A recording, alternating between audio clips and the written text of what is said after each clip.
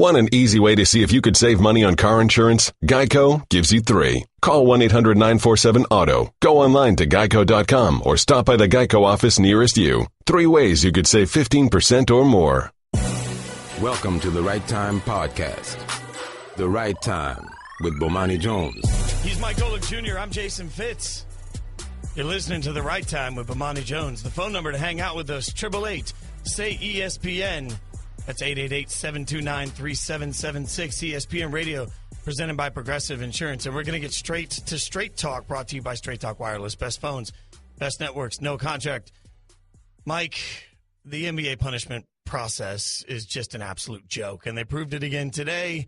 They fined the LA Lakers $500,000 for violating the league's anti-tampering rule. What you need to know, everybody, is that this isn't about the first issue. We all saw and heard Magic Johnson hanging out with Jimmy Kimmel. We heard him talking a little bit about Paul George, and some people thought that, no, this is not about this. This is about after that. They decided that after that, the rules were broken, and the general manager, Rob Pelinka, contacted the agent for Paul George, and for that, the Lakers get a $500,000 fine, and $500,000 to an NBA team is a joke.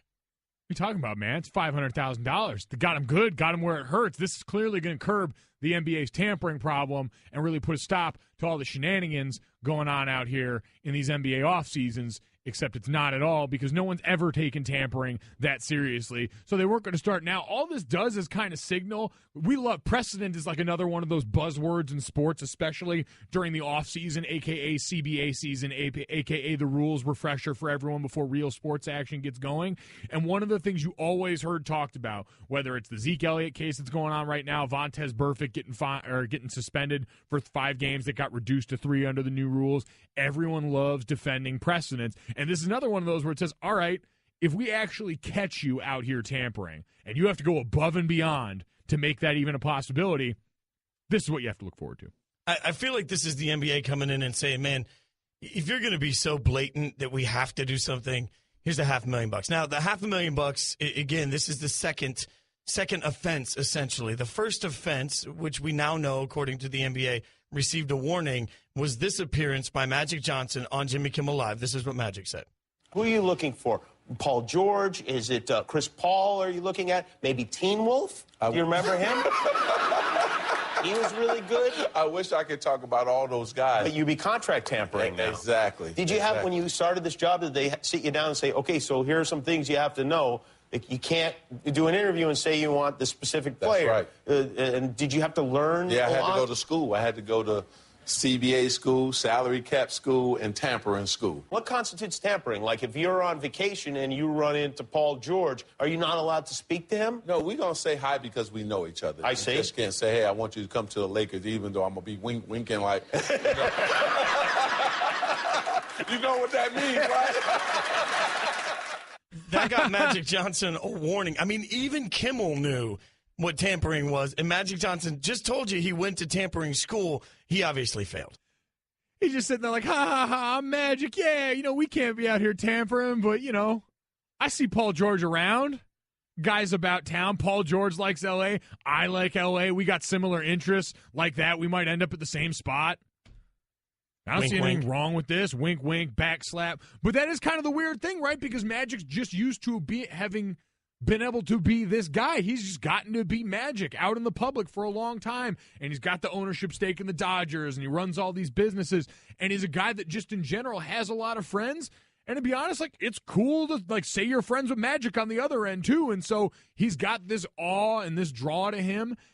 And it's hard to probably turn that off now in the role he's in, and that becomes an interesting part of this. Is how does Magic adjust to this? Well, but the funny thing is, Magic's a smart guy. You just mentioned he owns all these businesses. All he had to do in that interview was leave the last line out. I mean, he can come in and say, no, I know him. We're going to see each other. We'll say hi. Yeah, we'll definitely do that. But I can't say anything about wanting him to play for the Lakers. And then, bam. If he cuts that one line shorter, he's fine. But that's now, that's like being in the NFL and the drug testing policy. Like, the drug testing policy is a joke in the NFL, but once you get popped, anything else that comes up, as minor as it might be and as much as it may not have gotten you in trouble before, starts to ring a little louder. With Magic, this was what got them a warning. Like, Magic's role in all of this was that. Rob Pelinka went out after and actually did the dirt that got them fined for this. Like, he went and contacted the agent. He did the actual sort of tampering in all this. Well, and Straight Talk Wireless, nationwide coverage on America's largest, most dependable 4G LTE networks. Here's some straight talk. Rob Pelinka used to be an agent. So you can't screw up tampering when you used to be an agent. Like, he's not screwing up. This isn't a mistake. This is a blatant, I don't care. I mean, that's a substantial difference. And besides the fact that he doesn't care, and despite the fact that he's coming out and saying, yeah, I don't follow the rules, we're the Lakers, we do what we want to, the fine is $500,000. I feel like the toilet paper budget for that organization is more than $500,000 a year. But that's what I mean. So now you've got no incentive on the back end. That's the precedent that you set. It's sort of like the parent that just doesn't want to be bothered with the fact that knowing that their kid is, going out and partying and carrying on in high school. Just don't leave the beer cans in my front lawn and we'll be cool.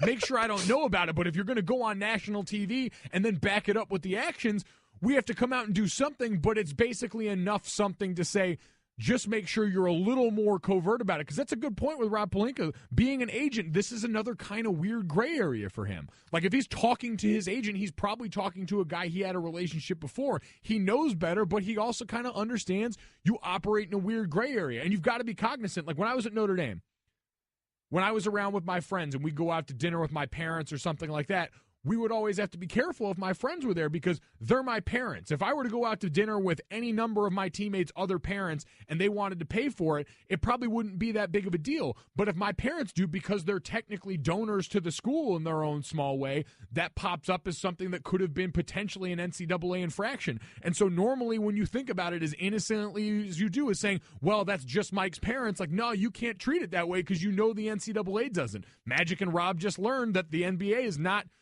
going to play, as I say this in air quotes, not going to play about that, as they clearly don't care. He's Mike Golic Jr. I'm Jason Fitz. It's the right time of Bomani Jones. So at some point, I feel like this is a little bit like the anti-NFL punishment. You know how we see the NFL makes punishment, everybody makes a big deal about it, then they appeal it, then we end up talking about that punishment for weeks. It makes the process drag on, and then we don't know what's happening. This is one of those things where it feels like they picked a dollar amount that's so low, the Lakers look at it and they're like, all right, we'll just write that check. I mean, it just goes away. Well, because the punishment sort of fit the crime, and maybe not in the actual sense, because in theory, tampering with a player's contract is something that you should want to guard against, but the NBA has long since, I mean, that quote-unquote legal tampering period that we always hear about has kind of been the mockery that this has been for a while now. And so you've got something that people generally don't look at as that serious, and then you back it up with a fine that matches that. This isn't deflated footballs getting you a multi-game suspension in the NFL where it doesn't seem like the punishment fits the crime, and then you have all of these weird sort of counterbalances when you've got off-the-field things that require a larger suspension looking the same. Like, that's where the NFL gets in trouble, and the NBA is like, no, we're going to treat this with the relative level of severity that we think it deserves, and it deserves a $500,000 fine. But you have to look at it at some point and say... punch the mic? Yeah, I did. I punched the mic. I'm so fired up about this, I punched the mic. The mic fell on me. I can't handle technology. Jason Fitz hates tampering. If you're going to sign a player for $200 million, in that range, you're going to give some guy $200 million, whatever NBA superstar you want. And you look around the league now and you say, okay, if I want to get a head start on that process, it's going to cost me $1 million. It's worth it. I mean, if it gets you a head start on whatever player you want next year, you're looking at it now saying, okay, $500,000 is the fine for talking to an agent when I can't. I'd pay that easily on top of my $200 million contract to get an advanced head start on the signing of Paul George. You talk about precedent. It's a terrible precedent by the NBA. When you're coming out and you're getting ready to sign an agent and go into the sports world, one of the things that everyone is very quick to tell you is that money the agent spends on your training, the money spends, taking you out to meals, whatever they put into you, you're not expected to give them that back even if things go south. Like, if you don't get signed and nothing works out, they shouldn't be expecting to get that money back. They tell you that's the cost of doing business. And you found out that, like you said, the cost of doing business sometimes for the potential of a $200 million max contract player might be $500,000. It's a cost of doing business that I think, based on those dollar amounts, they're willing to incur. Yeah, there's no doubt about it. As we look at it, there's also no doubt about the fact that Mike Golic Jr. and I are incredibly excited today. College football getting into high gear. Ohio State taking on Indiana. That's going to happen tonight. We're going to have it all over the ESPN family of networks, obviously. We'll talk a little bit about it because I'm not sure we're not forgetting about Ohio State and one of their key players in all the hype of the college football season. We'll tell you who it is and why we should be talking about him. It's The Right Time with Bomani Jones. He's Mike Golic Jr. I'm Jason Fitz. The Right Time with Bomani Jones. Golic Jr., I'm Jason Fitz. You're listening to The Right Time with Bomani Jones. You can get in touch with us on the 1-800-Flowers.com Twitter feed at mgolicjr57, at Jason Fitz. Always love having the interaction with you guys there. More importantly, today is the day of giving. There's an awesome opportunity to help people affected by Hurricane Harvey. You can visit redcross.org/ESPN, or as we've been telling everybody all day, really simple. If you text the word Harvey in all caps, HARVEY, to 90999, you can make a $10 donation. It's an amazing opportunity to help the people of Houston try and give back, help each other get through what's obviously a very difficult situation for everybody there. Harvey, all caps, HARVEY, to 90999. So, Mike Golic Jr., college football really gets underway today, which has you dancing in the aisles and doing cartwheels and all sorts of excitement, I know. Ohio State taking on Indiana tonight. And the Buckeyes, I'm not going to say the Buckeyes are being underhyped because I feel like everybody's in love with the Buckeyes. Possible, right? Yeah. We know that. Although I do feel like it feels like it's sort of an Alabama world. But the Buckeyes getting a sufficient amount of hype. But J.T. Barrett seems to be sort of forgotten in this entire process. And I realized that maybe last year wasn't the year that he wanted to have. But when you look at J.T. Barrett, do you look at J.T. Barrett and think this is a guy that can win a national championship? I think around this team, yes. Like J.T. Barrett, it's one of those guys that last year, I think a few games really tainted an otherwise pretty sterling legacy. Like even just going back over the game logs, you remember, all right, less than stellar performances, like 46% completion percentage against Michigan, 45 against Michigan State, 42 against Indiana. Like those few instances for a guy that, listen, ultimately over the years has stacked up a lot of those records, is on the verge, already holds the Ohio State career record for touchdowns responsible for with 100, 6 shy of matching Purdue's former quarterback, you may have heard of him, Drew Brees, for the Big Ten record.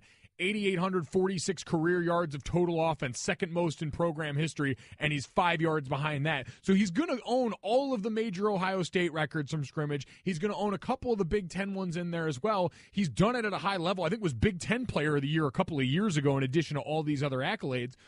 But you saw last year, especially when outside of Curtis Samuel, the weapons were lacking on that offense last year for the most part. It eliminated some of what they were able to do for the deep ball, but J.T. Barrett just seemed in unfortunately timed places to be inaccurate enough to make us question some things about him. Well, and I'm not going to say that's not rightfully so, right? You know, and there are obviously limitations to J.T. Barrett's game, accuracy being the big one. But aren't we going to get some of those questions answered tonight? I mean, well, I understand that Ohio State-Indiana is not the riveting matchup that's making some people sort of clamor up and down. There is the opportunity to see what J.T. Barrett looks like under Kevin Wilson, the new offense coordinator. And at some point you have to look at it and say, okay, they brought in Kevin Wilson for a specific purpose. This is an offense last year that was putrid at times, and what stuck in most of our minds is a 31-0 loss in the playoffs. So the only way you wipe that out is a big performance. And I think that J.T. Barrett can do that. I think that Kevin Wilson can come in tonight and they can have sort of this about the only win for Ohio State, aside from beating the snot out of Indiana, is what does the offense look like in the process. And if J.T. Barrett comes out and looks efficient, we're going to be all over the hype train for him. Yeah, by the way, what an interesting undercurrent to all this is Kevin Wilson seeing his old team in Indiana that he left behind amidst a lot of controversy and a lot of less than stellar things. You heard about him and some of the treatment of players around there on his way out. But speaking specifically again to J.T. Barrett, you're right. He should benefit from that. The offense suffered, however you want to slice it. Tom Herman compared to Ed Werner as the offensive coordinator last year, so that should help. But look what he's being judged again is a lot of the other quarterbacks that we've seen rise to prominence during that time period. You look at J.T. Barrett, and yeah, he's given you a bit of both, but he had one 300-yard passing game last year. If we're going to just use that kind of top-level output as something something to judge on in this situation. He had one 300-plus yard passing game last year, and it was against Bowling Green in the first game of the season, I think. Lamar Jackson had, just going down the list and doing it now, 1, 2, 3, 4 of those, including 2 400-plus yard passing games for him. You look at Sam Darnold out in Southern Cal, and it's a lot of the same story for him. Last year, you had, again, in less games, you had 1, 2, 3, 4, and then a 453-yarder to end the season. So you have guys with wild top-level output that are being touted as big-time pro prospects that have tended to overshadow Barrow in that time period. But at some point you look at it and say, more than any other sport, college football seems to be dictated at times by the coaches, right? There's a point where the programs are identified by the coaches, and then at some level, some programs identified by the coordinators. How much credit does Lane Kiffin get in some process of talking about Alabama and what they did? And that's what I think Ohio State fans are looking for Kevin Wilson to be, is that sort of guy that you can credit for being able to maximize whatever your guys are best at. That's what Kevin Wilson is supposed to be able to do. And you have to look at it and say, if Kevin Wilson could make Indiana a competitive football team and offensively a good football team at times, and if he could make Indiana a team that was capable of, in fact, competing with Ohio State in some of these games, what can he do for J.T. Barrett? That's the real question we're going to have answered here, because at some point you're looking at it and saying, if you believe that Alabama and Ohio State are the top two teams in the country, they both have new coordinators. So which one's going to maximize the players on the field? If that's Kevin Wilson, then the Ohio State hype train is rightfully headed where it should be. It is. Listen, they're never going to be a shortage of talent, but at some point, too, you mentioned coaches and all this. You can have a serious conversation about Urban Meyer the way a lot of people had about his ability to develop actual pro-competent quarterbacks. And we know, for better or for worse, a lot of the way we view quarterbacks is through the lens of what's he going to look like on the next level. Presuming you're not a transcendent college player the way Tim Tebow was when he was under him at Florida, one of the best college quarterbacks we've ever seen. Alex Smith, I mean, he's been a very good pro. He's been an average quarterback, a game manager, was his quarterback at Utah. You look at the quarterbacks he had at Florida, and now at Ohio State. It doesn't seem like it's a system necessarily that has produced so far for him high-level NFL draft picks at quarterback. Yeah, but it doesn't have to. I mean, at some point, you're right. Are any of us looking at J.T. Barrett and saying, hey, if you're throwing up, 42% accuracy against Indiana, you're probably not an NFL quarterback in the mindset of many. But at the same time, if we buy into accuracy can't be fixed mechanically in many quarterbacks, even if he's not there, all Ohio State needs for him to be is a little bit better, just a little bit better than he was last year, a little more consistent. And they're going to find themselves as one of the top two teams in the country. It's pretty simple for them. Yeah, and again, those games were, 3 outliers where those numbers dipped into a really bad and dangerous place, but those were enough in key places, especially being against a bad Michigan State team last year that somehow gave Ohio State a run for their money, against Michigan in the biggest game of their season, in the game against Clemson where the output wasn't there. I mean, 19 for 33 for $127, just smothered. And that's not all on him. Like, this was an Ohio State team that was young last year, that didn't always do a great job of protecting JT last year, and outside of Curtis Samuel, really lacked an offensive threat that you were really worried about. I simultaneously felt bad for J.T. Barrett and wondered, understood the outcry from a lot of people last year. Because, yeah, he looked inaccurate, but there were times I turned on those games last year, and I said, that guy is on an island all by himself trying to win these games, and, man, it doesn't look like a lot of fun after all the toys he used to have to play with there. You guys know all of our guests appear on the right time via the Shell Pennzoil Performance Line, and one of our favorites going to join us up next. He's calling the game. Ryan McGee going to join us from ESPN. We'll get his thoughts on what to look for. We'll do that next up on The Right Time with Bomani Jones. I'm Jason Fitz. He's Mike Golic Jr. Handcrafted. It's all the rage.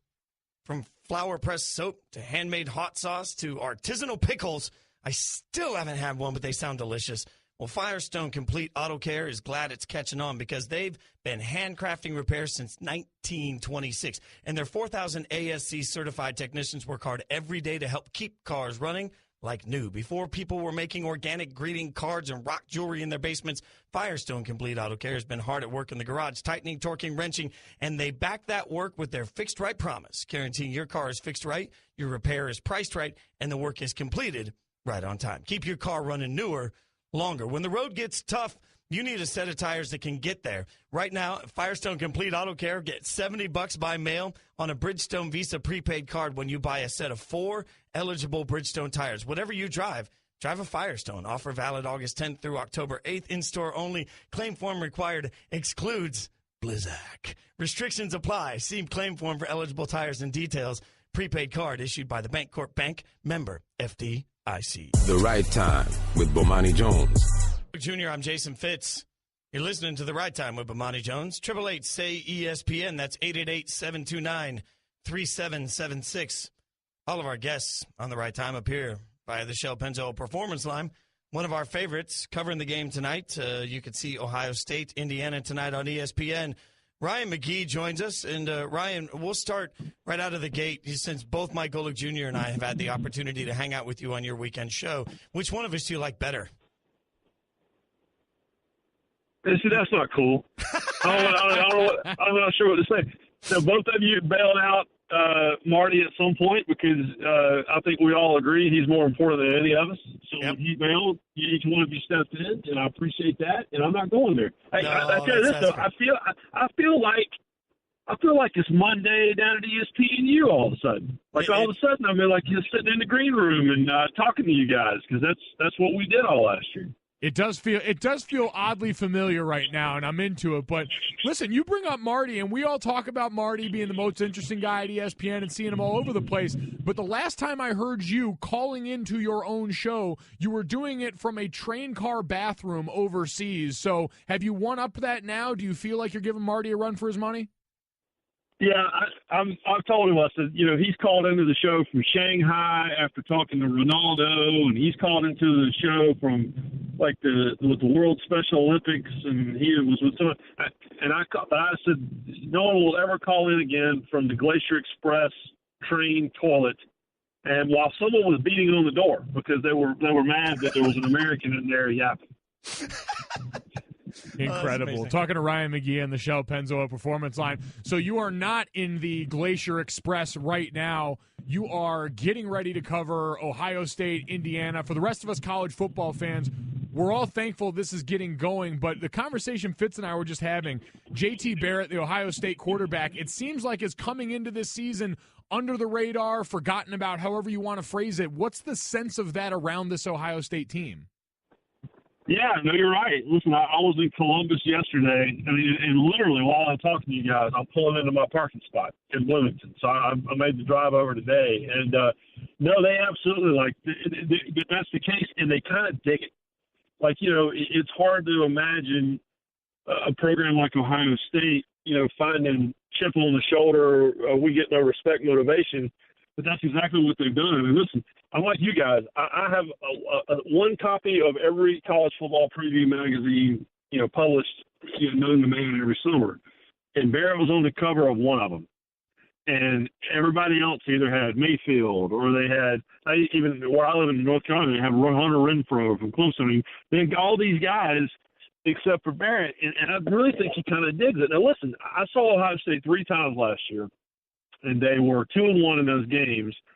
And one of those games was at Wisconsin, and it was an overtime win. He spent the entire game on his back. And so it doesn't matter how good he is if he doesn't stay upright. And so I think if goal number one this year is to make sure that he has a chance to be the guy that we saw, his freshman year. And so I like him a lot. And he reminds me a lot of like Chris Leak or Tebow or some of the other great Urban Meyer quarterbacks. And so, again, if they can keep him on keep him standing upright, I think he can take care of business. He'll do that tonight. It's just a question later in the year if they can do it. Brian, what do you think? Can Ohio State win a national championship with J.T. Barrett? They can. I think they totally can. But I think that's but again, that's the biggest question. I mean, when I saw them last year, their defense was really good. And I'm not talking about the playoff loss, but their defense was really good. They have a hard time scoring points, and I never felt like it was his problem. In fact, I go back to that Wisconsin game. He single-handedly won that Wisconsin game, and I wrote that night, which was, he did what great quarterbacks do. He just at some point went, okay, if I have to do all this, I'm going to have to do it. And he learned a lesson on a bad pass in the first half, and then that's the exact pass he threw, corrected, that won the game in overtime. Ryan, looking at now the relationship that's always important in college, especially between quarterback and offensive coordinator, they bring Kevin Wilson over. How much of an effect do you think he has on that offense this year? And what's the scenario like for him tonight going up against his former team where he was a head coach for so long and left under less than ideal circumstances, let's say? Yeah, you're talking about chip on the shoulder, and he recruited every kid he's going to be coaching against tonight. He knows where the weak spots are. Now, that being said, you could argue the other side of that, which is that, in Indiana, they also know him pretty well. But and there's motivation on that side too, because like you say, it was not. I mean, it was an ugly situation. I've been in town an hour, and someone had brought it up to me, just like at the burger joint. So it's going to be an interesting time. But just football wise, he's what Barrett needs, because he had no talent at Indiana, and there were times last year where Indiana was moving the football. And, they were top 50 ranking in offense, which is the first time I can think of in forever that's happened down here, certainly not since the Cam Cameron days.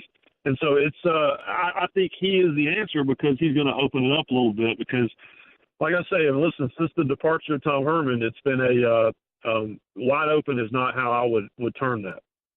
You guys can follow him on Twitter at ESPN McGee.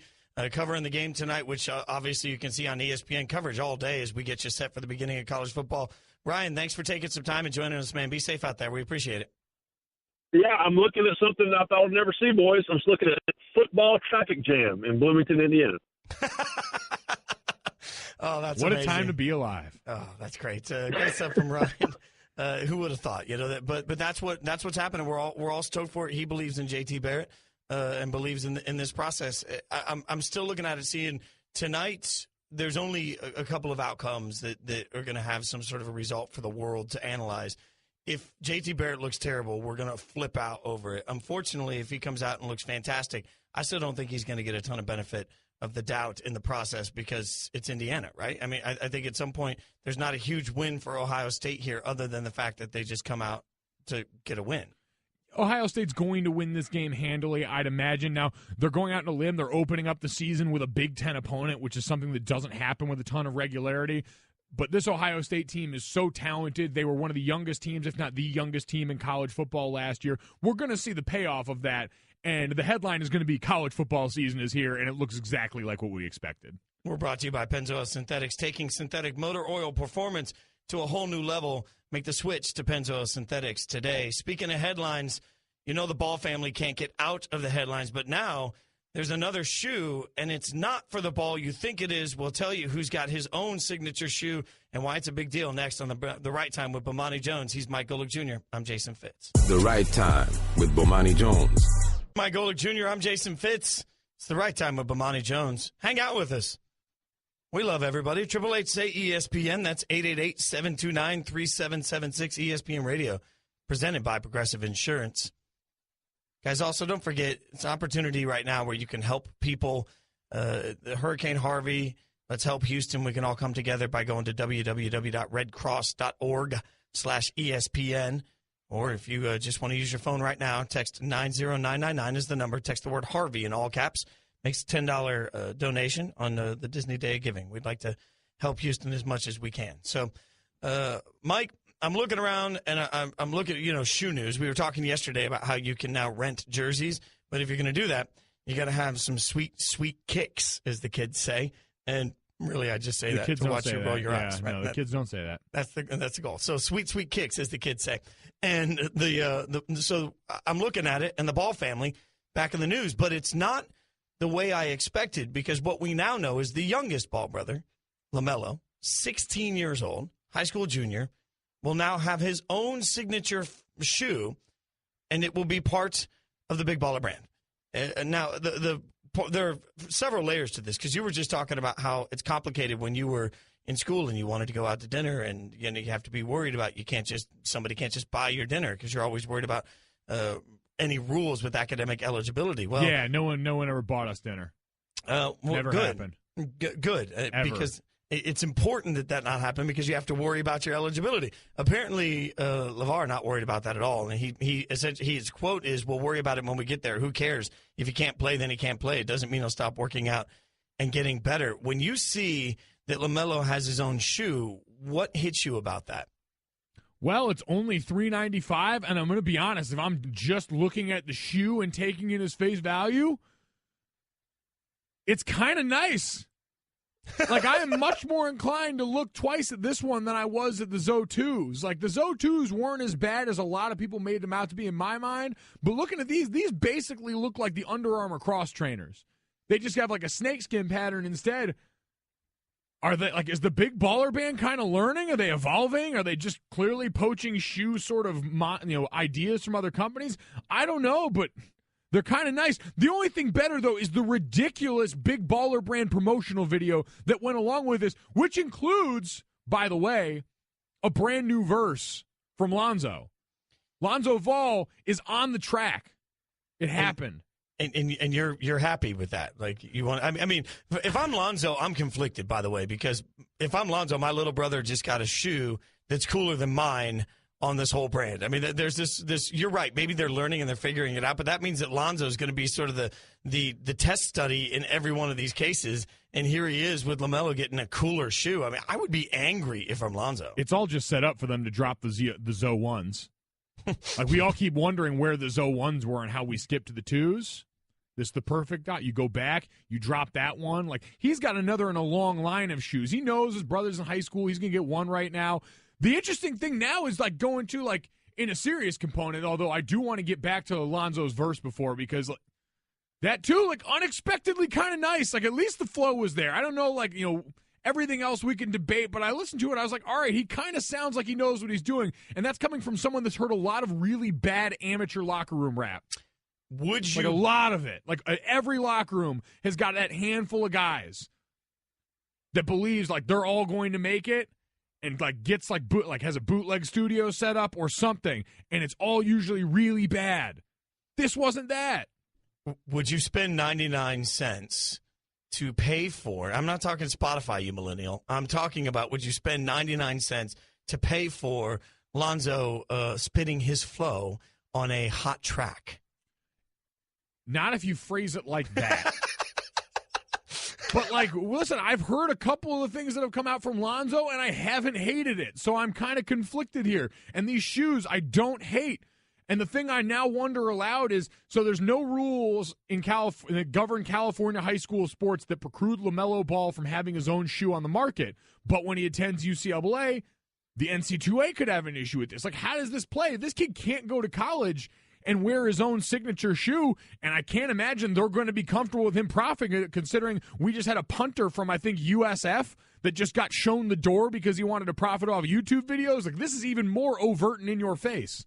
Yeah, and NCAA spokesperson Emily Janes talked to Darren Ravel earlier and said, this is the quote, "Generally speaking, a college athlete or prospect paid for the use of their athletics, reputation, or ability risks their future eligibility in that sport. This includes profiting from the sale of items bearing the young person's name. NCAA rules, however, do allow prospects to promote commercial products prior to enrollment, providing it is not for pay." So this sort of begs a very interesting case study of what do you do when it's your brother's brand, and how do they pay it, and where does the money go? I mean, you're we don't know here. If he is getting paid. That's right. The one thing in all this. We don't know if he's getting paid. Judging by LeVar's cheeky grin at the end of the ad where he's sneaking into the fridge for cherries, who knows if we'll ever really understand it. Because the other portion of all this, and wondering who's getting what, is that this was his 16th birthday they dropped this for. And he got a Lamborghini for his birthday. Like, this kid's going to show up to Chino Hills in a Lamborghini. If you were in an NFL doesn't his other brother have a Ferrari? Yes. And so I ask you, when you were in a locker room, if you had shown up to your professional sports career in a Lamborghini, what's the reaction? If I had shown up where in a Lamborghini? No, in a Lamborghini. You show up in a Lamborghini. You drive up to practice in a Lamborghini. How are all of the other players, if he makes the NBA eventually, how's everybody else going to react to Lamborghini pulling up? Well, in the NBA, listen, that's a dime a dozen. Like, I saw Antonio Brown pull up on the lot in Pittsburgh in a Rolls Royce and didn't bat an eye. Like, that's that's how guys live. But pulling up to high school like that, like I drove an Envoy. I drove a GMC Envoy in high school. That's a big boy car for you, though. It was nice, though. It was nice, though, right? I put some subwoofers in the back. I was that guy. I was so obnoxious. I beat down the block with that thing. Yeah. It was bad. It was really bad. I had a Dodge K car is what they were called because I'm so old. The thing was just like shaped like a K. It was the ugliest thing. Can we ask people that? 888-729-3776. What was your high school car? If you were driving a Lambo, let us know because I want to talk to someone with experience in this field. And, like, mine needed to be painted. Like, it was rough. There was nothing, like, it rattled as I pulled in. I mean, 888-729-3776. What was your first high school car? Because I want to know if anybody else had a Lamborghini. I think that's incredible. It's a nice little moment by him. Coming up next, Colin Kaepernick, blackballed. NFL team executives explain why that theory doesn't stand up. We'll do that next on The Right Time with Bomani Jones, Mike Golic Jr., Jason Fitz. Thanks for listening to the Right Time Podcast. Please come back tomorrow for more. And don't forget to listen to The Right Time with Bomani Jones from 4 p.m. to 7 Eastern on ESPN Radio and the ESPN app. Daddy, where do babies come from? Honey? Mommy went to the store. Oh, well, you see, there's a mommy and a daddy, right? Right. And see, when they call Geico, they could save a bunch of money on car insurance. Oh, really? And that makes them happy? Yes, that makes them very happy. That's good. Yeah. Well, I'm glad we could have this talk, sunshine. Geico, because saving 15% or more on car insurance is always a great answer. Welcome to the Right Time Podcast. The Right Time with Bomani Jones. Fitz, he's Mike Golic Jr., and this is The Right Time with Bomani Jones. 888-SAY-ESPN, 888-729-3776. Hang out with us. ESPN Radio presented by Progressive Insurance. You can get in touch with us through the 1-800-Flowers.com Twitter feed at mgolicjr57 for him. I'm at Jason Fitz. Get out to us there, hang out with us. So we'll get to this conversation in a second with you guys about the cars that you drove in high school because it's amazing how many of you want to chime in on it. We love it. But, Mike, I have to talk to you a little bit about an article that's up there on Sports Illustrated. Albert Breer polled some anonymous executives, 3 anonymous execs, and 1 coach to talk about the Colin Kaepernick situation and why or if he's being blackballed. And it's interesting to me because the common argument from them was that you can't say that he's being blackballed looking at, for example, Robert Griffin III, and also looking at, for example, the fact that you would have to tailor an offense specifically around him to be effective, and it doesn't make sense to have your top offense, your main offense, playing one particular style, and then your backup playing another particular style. Now, I look at that, and you know more about football than I do. Most of these people polled, I'm sure, are smart football minds. But I look at it as, for example, a Raiders fan and say, I'm not sure that I can definitively say that E.J. Manuel or Connor Cook is a better backup option for Oakland than Colin Kaepernick. So does it make sense to you when you look at it and you think, okay, Colin Kaepernick is so specialized he can only run a particular type of offense? No, and I think that kind of got borne out the second that a coach left and he came in and he operated under a new system, right? Like, you can't get much more of a stark departure from what Jim Harbaugh was running than what Chip Kelly was running. I understand both of them made use somewhat of read option elements, but Alex Smith was running that too, and we don't seem to have a problem with him having a job on the other end. Like, there's just so many places. Like, the weird thing for me about this is we got to this place a long time ago with the anthem protest where people said, all right, we're not really saying anything new when we talk about this. And if we're doing that here, I think I heard Dan Le Batard bring this up on SportsCenter, that everyone in the sports talk vein has kind of grown tired of this because there aren't a lot of new angles to this. And that comes on the other side where it's us in the media being accused of caping for Colin Kaepernick and trying to get him a job. Well, then we get this piece written up that just posits a bunch of old reasons that we've already worked through as to why Colin Kaepernick's not having a job. Like, he's a system guy. What about RG3? Because every black mobile quarterback is the same guy who remains unsigned. Like, RG3 didn't go out and protest the anthem, so that's not a factor in why he's unsigned. We've seen RG3 much more severely injured over the course of this. Like, there's just a litany of reasons I don't feel like I should have to explain why their situations aren't comparable. And yet we're hearing these same recycled takes, but because they're coming from anonymous execs, we're supposed to believe that they have any more validity than they did before. Well, doesn't at some point an exec in the NFL have some validity? And I know that we turn around and we sort of roll our eyes at the words anonymous in any of these or sources say in any of these. But I can also see why, given the firestorm that is around this, wouldn't you agree that if you were an NFL executive and you had this opinion, you probably wouldn't want to go on record with it? You don't want the backfire that comes from it. So the only way you're going to talk is anonymously. And if these are execs and coaches that are in the thick of it saying it, that has more validity than you and I and any of the other shows on ESPN saying it, doesn't it? I guess, but I know enough football people that have gone out and given us concrete examples. Because that's the one thing. This was the narrative very early on, and I think I might have even fallen into some of the trappings. And then you go back and you start to look. And you have people that are actually going to pay attention enough to look and not just take it at face value and say, well, that's not, these things aren't exactly true. And again, when you compare this all through the lens of, well, this is also talking about right now when we've had these expanded rosters where he's clearly better than a lot of other guys. Like, man, if you want to say that behind the scenes we don't know how much Colin has asked for, and that could be a legitimate thing brought up in all of this. If you can bring up behind the scenes proof that Colin Kaepernick has asked that he wants to be a starter, and that's a factor in all this. But when before you've talked about people saying diminished skill set coupled with not wanting to deal with the hassle, and then you come out and say, well, he's a system guy, and all these things that we already left aside before, that most of the people arguing on that side left behind the fore, I'm just less inclined to take this seriously. In your mindset, you mentioned the expanded rosters, and for anyone that doesn't know, rosters used to have multiple cuts. Right now, most rosters are at 90, and typically they would have gone from 90 to 75, 75 to 53. That's not the way they're doing it this year for the first time. All the rosters are sitting at 90, and then this weekend they'll go to 53. But there's another curious aspect of this. The contracts in the NFL, once you pass the beginning of the league season, contracts are week to week. Is there any logic to bringing in Colin Kaepernick at that point when you don't have to commit to him for an entire season if you don't think he's a good enough player? Well, I mean, contracts are week to week.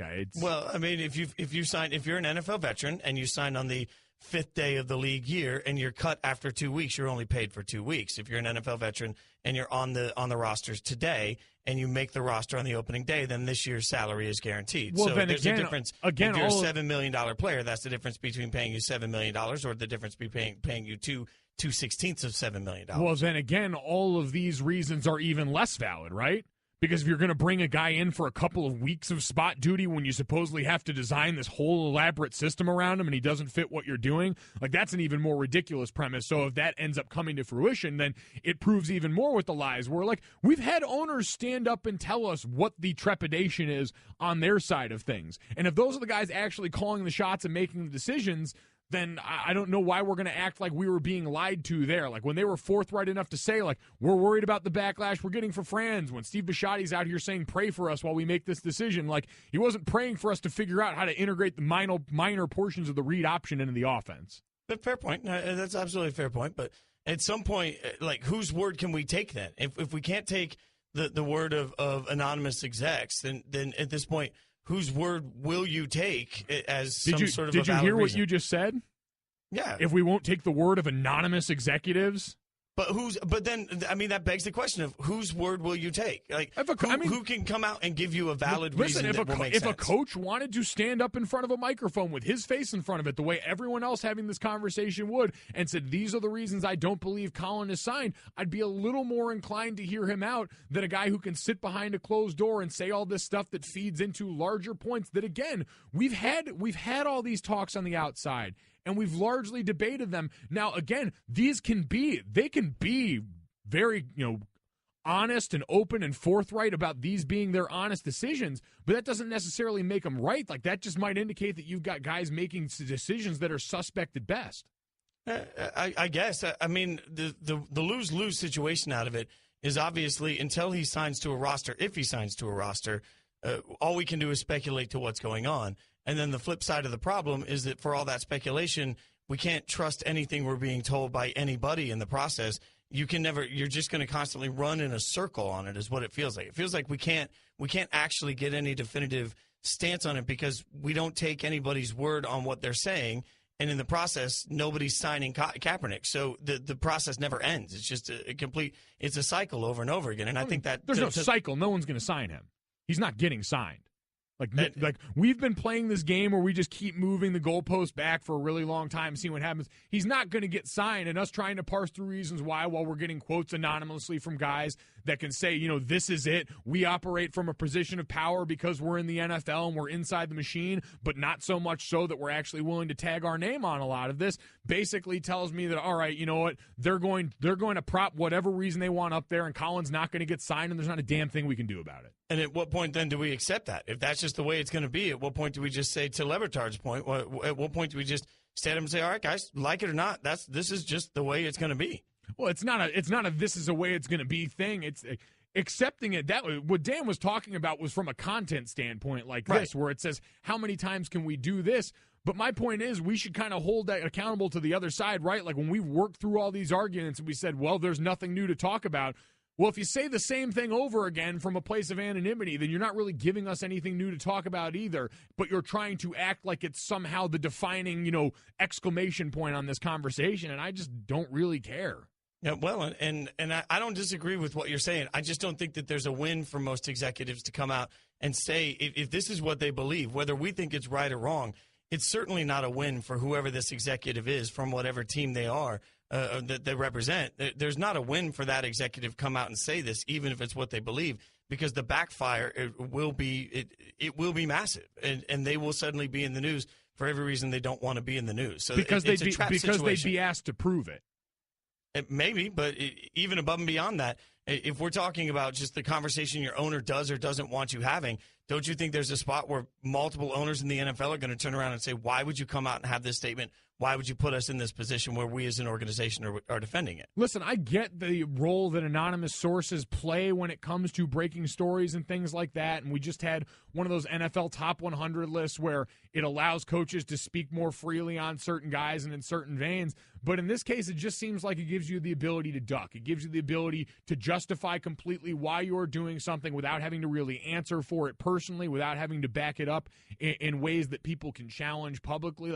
It just seems like you're avoiding the fight just so you can say you're right, because in the end, the results are going to back up your point.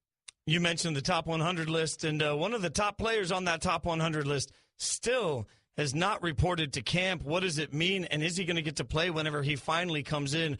We'll tell you about it next. It's The Right Time with Bomani Jones. He's Mike Golic Jr. I'm Jason Fitz. The Right Time with Bomani Jones. Right Time with Bomani Jones. 888-SAY-ESPN. 888-729-3776. ESPN Radio, presented by Progressive Insurance.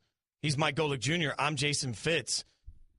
We talked about it earlier. The top 100 list came out recently, and on the ESPN top 100 list for players around the NFL, Aaron Donald sat at number 3. That's a pretty substantial number.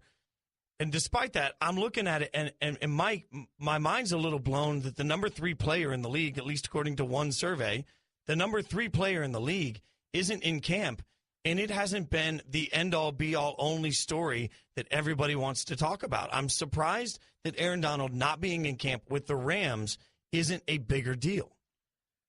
It's flown under the radar. Really, a lot of big headlines surrounding the lack of availability for players throughout this offseason has flown under the radar. We did this with Andrew Luck's shoulder until very recently, with Cam Newton not being on the field practicing with the team until recently. It's been amazing what we've pushed aside in favor of all the other headlines we discussed, but Aaron Donald now seeming to be the last one coming to a head outside of Andrew Luck, who we hear is going to be out probably into the season, and Cam Newton, who's back on the field. This is the best thing the Rams have going for them, and he's not with your team right now. I mean, you really think about it. You have Aaron Donald and Le'Veon Bell, 2 guys that are stars in this league that haven't reported to their team yet, and we don't know what Aaron Donald's point or his approach is when he's going to come in. If these were 2 rookies that were holding out, the world would be just, the sky would be falling. It's not that long ago in this CBA, before they changed everything with the rookie contracts, that a first overall pick holding out, a Jamarcus Russell holding out, was the end of the world. Now you have actual, not possible stars. You have actual stars not playing with their teams, and we're just sort of like, it'll figure itself out. I'm surprised by it. I'm surprised by it just because if you're the Rams, who else are you paying at this point? Right. Like, who else are you going to do this with? And this is another one of those places where the P word comes back into place and we get a little precedent talk. But at the end of the day, if there's one guy, because I've always said this, when you look around any football locker room, but even an NFL locker room, guys understand that all things are not created equal. Like, I never sat in my locker room at Notre Dame and thought, man, you know what? I deserve to be treated the same way that Michael Floyd gets treated, or the same way that Zach Martin gets treated, or the same way one of our quarterbacks gets treated. Because I wasn't as important to the team as those guys, and I wasn't as good as those guys. And if there's any guy in that Rams locker room who can stand up and say he's more important to that team than Aaron Donald, be my guest, because I'll show you the liars in the room on that team. And so if you're going to pay anyone, you pay him. You paid Tavon Austin wideout one money.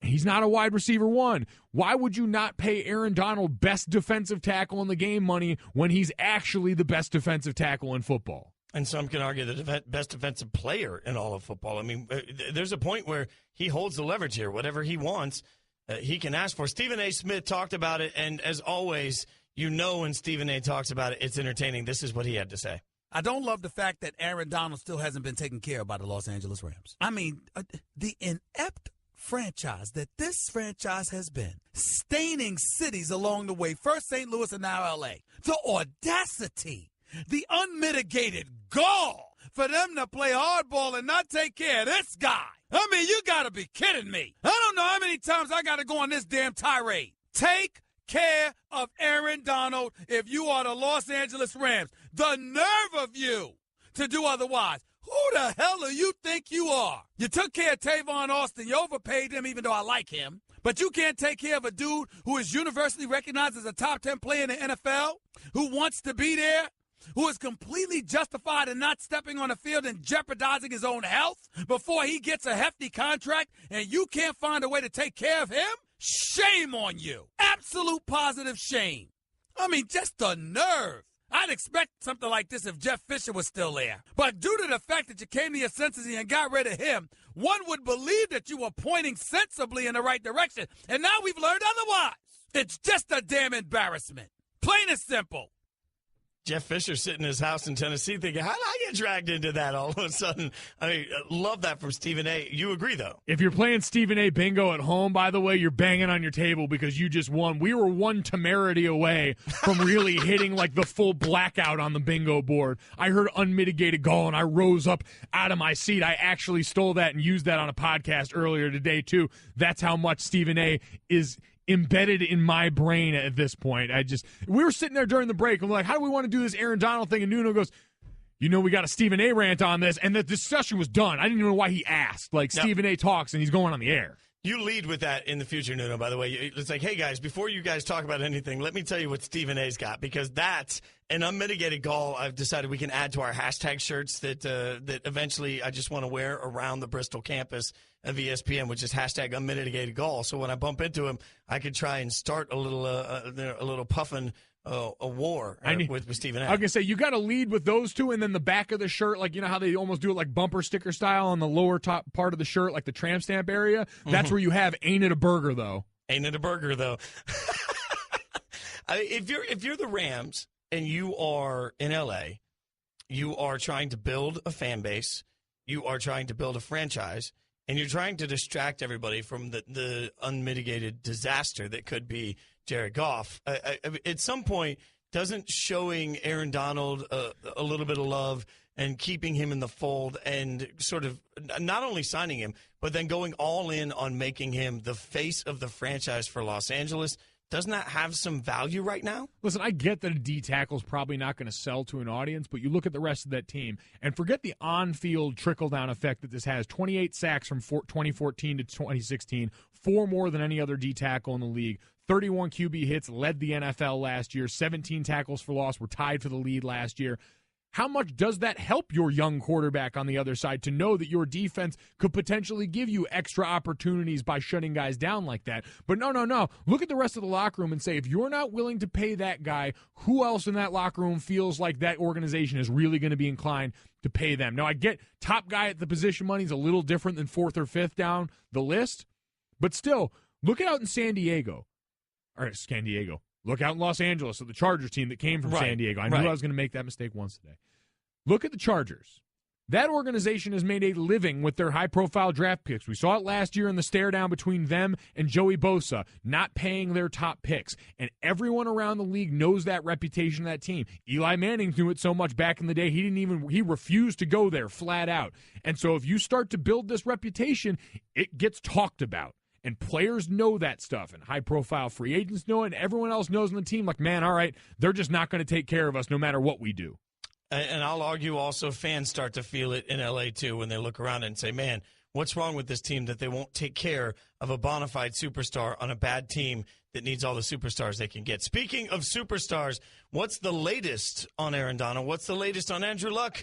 The latest on Zeke? We'll get all of it from one of the best in the business. Adam Schefter going to join us next on The Right Time with Bomani Jones. He's Mike Golic Jr. I'm Jason Fitz. NFL fans will do almost anything to help their teams win. Tostitos, the official chip and dip of the NFL, created lucky bags for select NFL teams this season. They participated in team traditions with the hope that doing so would bring luck to each team. They raised a 12th man flag for the Seahawks. They waved the terrible towel for the Steelers bags, and they gave the Broncos bags a mile-high salute. Current NFL players Dak Prescott, Jadeveon Clowney, Joe Flacco, and Aaron Donald all participated to make their team's bags lucky. Visit Tostitos.com to see how Tostitos made your team's lucky bag, and pick up one at a store near you. The Right Time with Bomani Jones. Golic Jr., I'm Jason Fitz. It's The Right Time with Bomani Jones. ESPN Radio presented by Progressive Insurance. ESPN Radio presented by Progressive Insurance. You could save hundreds on your car, business, or recreational vehicle insurance. I can read. From a local independent agent, go to Progressive.com today. Now that's Progressive. All of our guests appear via the Shell Pennzoil Performance Line, and we'll go straight there with one of our favorites, Adam Schefter, ESPN NFL Insider. Adam, we were just talking about Aaron Donald. What's the latest on that situation from what you've heard? Listen, we're getting close to the regular season. They are in a situation where Aaron Donald wants to be paid like the top defensive player in the game, one of the top defensive players in the game.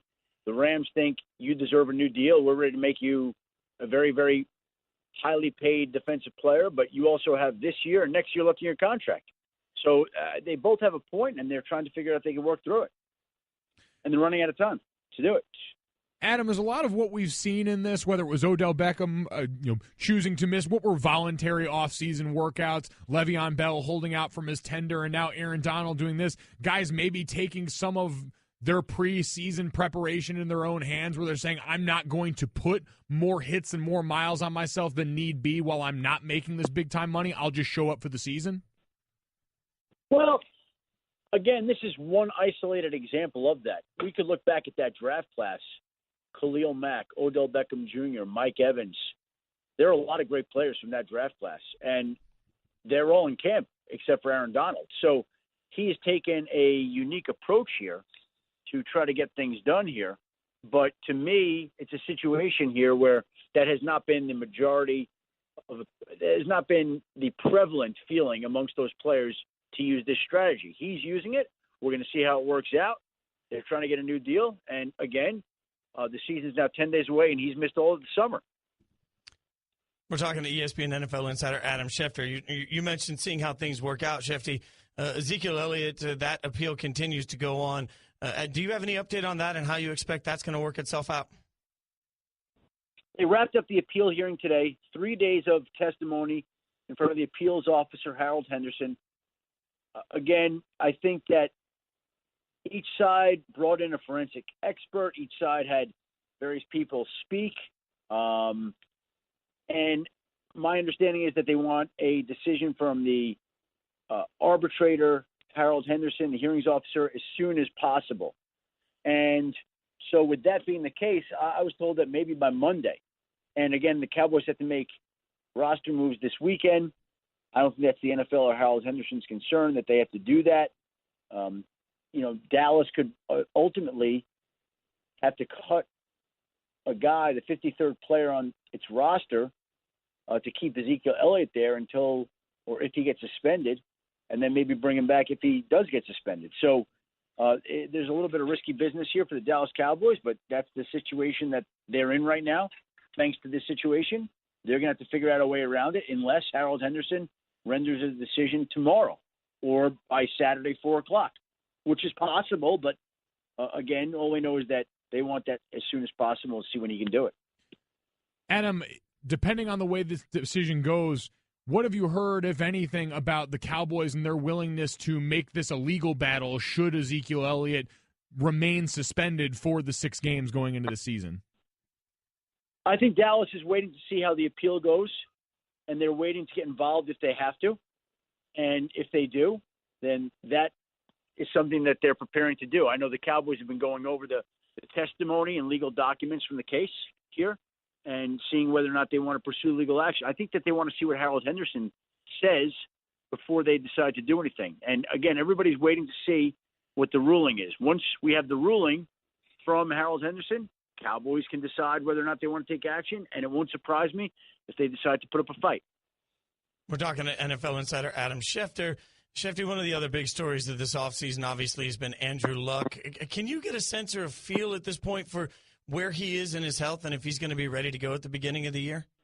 Yeah, I don't think he's going to be ready to go at the beginning of the season. I think we've got a case here where they've said that he's not going to be placed on the physically unable to perform list, which would sideline him 6 weeks. So I think that we could expect him back before 6 weeks are up, but I think it's looking more and more unlikely that he's going to be ready to open the season. So he's not ready in week 1, and he's ready by week 6. So the truth is that he'll probably wind up playing somewhere between those 2 dates, whether that's week 3 or 4 or whatever it may be. But the Colts are not going to rush him back. They're just not going to do that. They don't want to do that.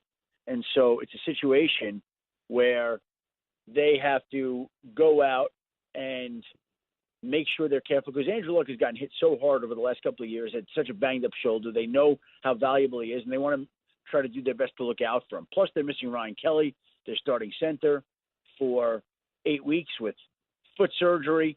So it's the kind of thing where as much as they'd like to have him back, they're taking a long-range view on this, and they're not rushing him back. Shefty, before we let you go, got to ask, you're the one Michigan man we've got on the show right now. How are we feeling about the all-maize uniforms going into the game against Florida this weekend? I've got very strong feelings, but I want to hear from the Michigan faithful. Listen, I'll always support my school and the people who make those decisions, but yellow would not be my choice.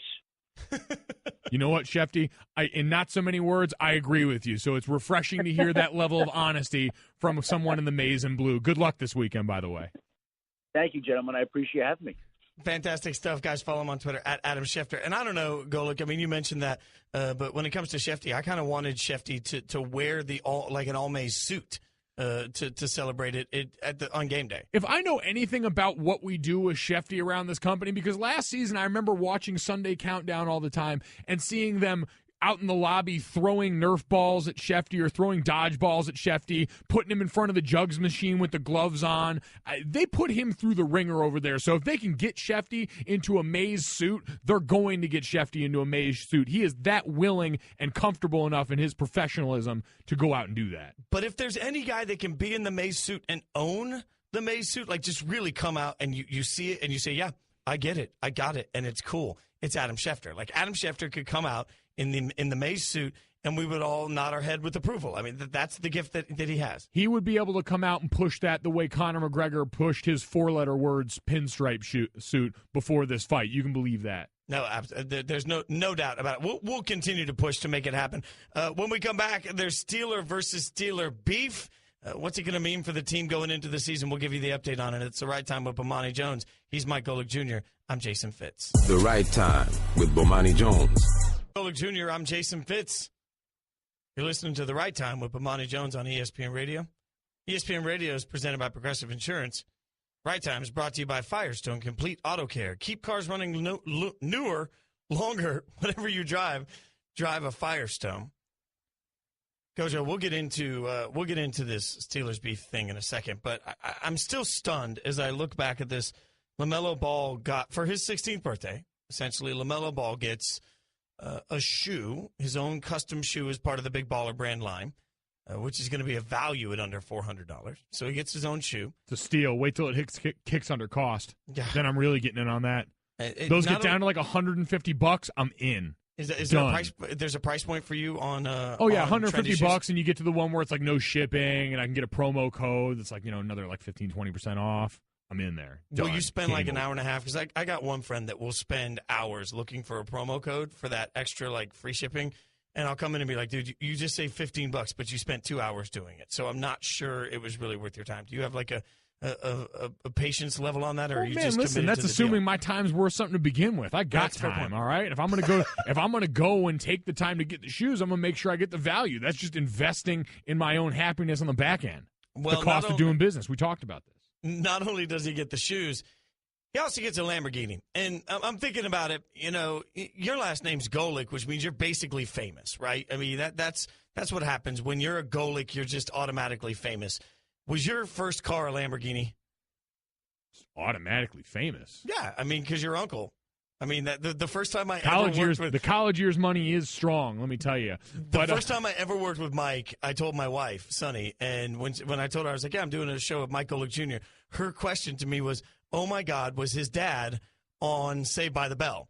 And I said, no, that was his uncle. But she still, I think that's the starstruck moment, when your uncle's on Saved by the Bell, Lamborghinis for everybody, right? Yeah, not so much. I drove a GMC Envoy in high school, but the kicker is that I was the guy that put the really bad set of subwoofers in the back and was just rolling down the street at like 7:30 going to school, trying to absolutely rattle the block in Avon, Connecticut, like the most white picket fence country club place on earth. So you can imagine it's a little out of character for the area. What color was the GMC Envoy? Standard gray, like nothing. There was no frills about this thing. Drove well. It was a real beauty. I miss it every day. Yeah, my first car was they called them at the time it was a Dodge Aries. It was called a K car, and they called them that in the late 80s because by the time I got my first car in the 90s, like it was used and had, 150,000 miles on it. So I get this Dodge Aries K car that was shaped kind of like a K. It was the ugliest car you could ever possibly imagine. It was sort of a box. It was like a silver needed to be painted box that rattled its way into school. I was proud of that thing, though, man. I was proud of it. Like I had to work hard for that. Oh, listen, especially whether you're working for it, however you come to the car, like you never forget your first, because it's the first time you've got that bit of agency to be like, I got my license, I got a ride, I can go where I want to go, I can see who I want to see. Once you get out of that weird learner's permit phase that they force you through in Connecticut, I can ride around with my guys in the car, my friends in the car. It's a whole new world. It's a dazzling place you never knew. 888 say ESPN. That's 888-729-3776. What was your first car? I'm curious to get a little perspective here on LaMelo and his Lamborghini. What was your first car? 888 say ESPN. 888-729-3776. You can also tweet us on the 1-800-Flowers.com Twitter feed at mgolicjr57 and at Jason Fitz. So of your friends, like I had one friend, and we're still close actually, and he got a Camaro, and that was like a Camaro in 93, 94. That was a big deal. Like he got a Camaro with T-tops on it. Oh man, that thing, whew. He was the popular friend because he had the nicest car. But some people hated on him a little bit because he had that was for our area. That was a swanky car. Did you have a friend that had like the swanky car everybody loved or hated? I had a friend who drove a Ford F650. It's basically the size of a dump truck, and it had a boat horn on it. And he would ride down. There was one street to get to the parking lot of our school. You drove down that street, and it went past all the windows of the main rooms of like the homerooms when you were in high school. And so we'd all sit there and watch, and he'd show up late for school driving a dump truck, and he would lean on the boat horn coming down the street so that the whole school had to stop and acknowledge. It wasn't enough that his car took up 4 parking spots in the, once you got over to the student parking lot. So he put everyone on notice. He was definitely that guy. Bruce in Mississippi, thanks for hanging on, Bruce. What do you got, man? No problem. Gentlemen, first of all, as a survivor of Katrina and Biloxi, thoughts and prayers to Houston. My first car was a 1971 Lincoln Mercury Capri. I went in and paid $2,120 and tried to talk the salesman out of the $20. But the kicker was it had an 8-track, so I was the go-to. Everybody said, hey, let's pile into Bruce's car. Didn't know you can get 9 people into a Pinto. And the kicker was also the salesman tried to upgrade me to the 6-cylinder motor. I said, how much? He goes, $19. I look at him like he was from Mars. I said, I'm not made of money, Gentlemen, thank you for the entertainment. You take care, guys. Thanks for the call. I'm not made of money, man. No, listen, it's amazing how many people you can fit in when you're really trying, though. I remember, like, in college when we were sitting around and we'd go to early morning workouts and we'd be leaving our apartment and it'd be me and 4 other big football players, like Kyle Rudolph, who plays for the Vikings now. We would pile into his. We just called it the hoopty. Like, this thing was as beat up. We just got in every morning in the freezing cold and prayed to God it started. It was a really old Nissan Altima. And we would just sit there and we would listen to that thing turn over and just pray it started every day. And we fit all 5 of us into that going to morning workouts for probably 2 years in a row before we finally had to put her out to pasture. Bob in North Carolina. Bob, what do you got, man? Hey, I cut grass for 2 years to buy a Mustang convertible. I got best car in high school and still own it. I'm a doctor now in Wilmington, North Carolina, and I still love that thing, man. Never forget your first, baby. That's amazing that you still own it. I love all of that, Bob. Thanks for the call, man. I was going to say, never forget your first. He never left his first. He married the high school sweetheart. Took her to the prom, and then it's like, you know what? We're going to make a life together, you and me. Doctor, he didn't forget where he came from, man. That might win the day. Yeah, I mean, I love the fact that you slip that in. It gives it all the extra credence, too. And it's like, hey, man, I worked all this summer. I cut grass. I saved up. I bought the car. I'm a doctor now, which says, hey, I can buy whatever I want in this car world. And no, he still got that first one. That is sweet. I love everything about that. That's the kid who shows up to training camp in his mom's minivan's like, you know what? Even after I get that contract, I'm going to hold it down because she got me here. Oh, I love all of it. It's far better than my K car, but none of it's quite as good as LaMelo's Lamborghini. It's still stunning to me. Coming up next, ESPN analyst Ed Cunningham resigns ahead of the season, citing dangers of football. This is a new precedent we've been talking about. We'll tell you about it next on The Right Time with Bomani Jones, ESPN Radio. Thanks for listening to The Right Time podcast. Please come back tomorrow for more. And don't forget to listen to The Right Time with Bomani Jones from 4 p.m. to 7 Eastern on ESPN Radio and the ESPN app. Okay, Kevin, for the grand prize of $1 million, what color is the White House? I know this. 5 seconds. Oh, switching to Geico could save you a bunch of money on car insurance? Okay. Judges? That's true, Kevin. They'll allow it. Congratulations. You're a winner. Woo! Geico, because saving 15% or more on car insurance is always a great answer. Welcome to The Right Time podcast. The Right Time with Bomani Jones. He's Mike Golic Jr. I'm Jason Fitz. This is The Right Time with Bomani Jones. 888-SAY-ESPN, 888-729-3776. ESPN Radio, presented by Progressive Insurance. Guys, as we get into this hour, and we've been reminding you throughout the course of the day, don't forget, it's the day of giving. You can get out there and help people affected by Hurricane Harvey by visiting redcross.org/ESPN, redcross.org/ESPN, or if you have your phone right now, you can just pull it out and text the word Harvey in all caps, HARVEY, to 90999. That's all you have to do is text the word Harvey to 90999, and it'll make a $10 donation to the Red Cross. It just adds it to your phone bill. It's super easy. Everybody can be a part of helping as we come together to help the city of Houston in the aftermath of Harvey. It's just Harvey 90999. Super easy to do and be part of helping them recover. Mike Golic Jr., you and I, we've had some heavy conversations. I think that the sports world has gotten heavy over the last year, and plus, longer than the last year. But between the Colin Kaepernick situation, between CTE, there's a lot of heavy conversations that we are sort of forced to have in sports now that I think 5-10 years ago just weren't a part of this climate. And now they are. And head issues is something that we've talked a little about, and everybody's talked a little about on the station throughout. But we have a first at this point because we've seen athletes walk away, and some have walked away because of damage that it causes to the brain. But for the first time, we have an actual one of our colleagues, Ed Cunningham, commentator for ESPN for NFL and for college football, has decided to step away. When you saw that, because he's stepping away because he doesn't want to be a part of this at this point. When you saw it, what did it say to you? It said that Ed was no longer comfortable with his role in the machine because you hear his comments, and To be clear, when he first resigned, he said he wanted to spend more time. He's got, two young kids. Yep. He's got a production company that he works with. He's got other things that he was interested in. And then he said after the fact, I also pointed out that this was something I'd grown increasingly uncomfortable with.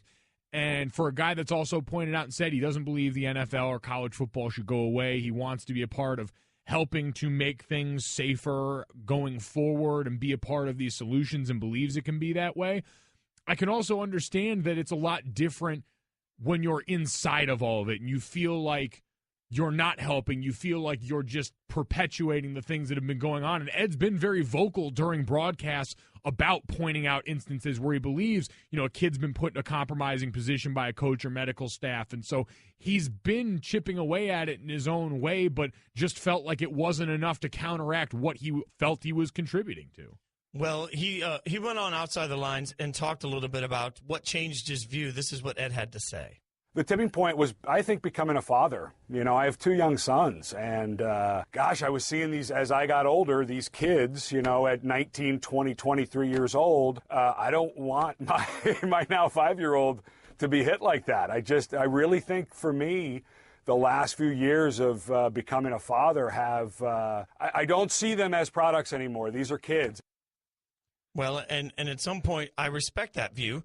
You and I have both been cautious in sort of jumping in too hard on the CTE conversation as information continues to come out, right? So, but you have to look at it and say, I'm not a father. I can only imagine that being a father would change the way you want your legacy to be viewed. Well, we're all a victim, or not a victim's the wrong word, but we're all a product of what we experience, right?